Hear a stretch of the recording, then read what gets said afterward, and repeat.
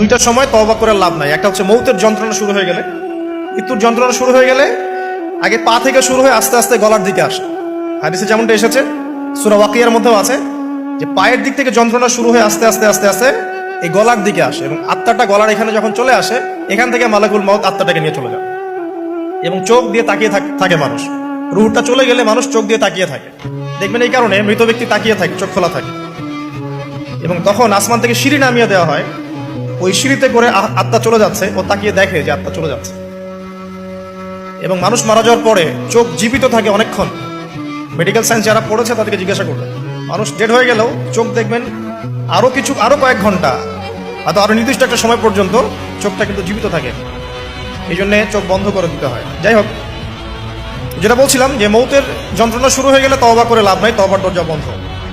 আর পশ্চিম দিক থেকে সূর্য উঠে গেলে তওবা করে লাভ নাই, তওবার দরজা বন্ধ।